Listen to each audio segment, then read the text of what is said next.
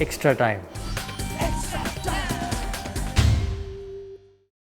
Hi, it's Kochannek here from the Sydney Cricket Ground after day 2 of the tour match between India and Australia. A very disappointing Australian team, I must say.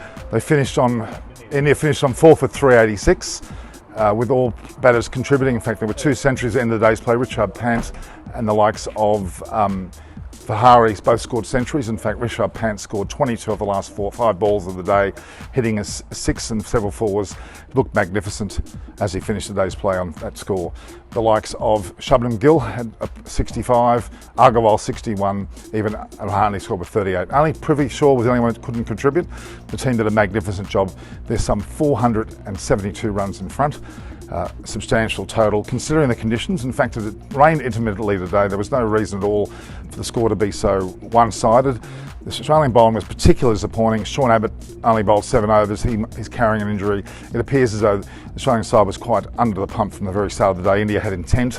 A number of the test batsmen on display, the only ones that are not, both Pujara and Kohli, who are both not here, but quite frankly, it was a very strong batting side and India looked in control the whole way through. Surprisingly enough, we didn't need Bumrah today. He's 55 not out in the first innings. He wasn't even needed. They scored without him, some 386 runs. I'm particularly concerned with the way the Australian team went about the day's play. I thought they were very defensive. They had very defensive field placements. Wasn't a lot of attack being shown. Swepson proved to be rather ineffective with some 1 for 140 odd for his bowling figures. He certainly needs to do a lot more work, and this was a ground that you would expect him to do well, being the Sydney Cricket Ground, which normally takes turn. The day was quite a strong summer day to start with, ended up being quite wet and quite intermittent. With the pink ball and the lights, they had less penetration the first day, and that was very disappointing to see indeed. Australia were not nearly as good as they should be, and well, let's hope the Australian team bats well on the last day to see how they play. It looks as though India will probably declare overnight as they're well and truly on top.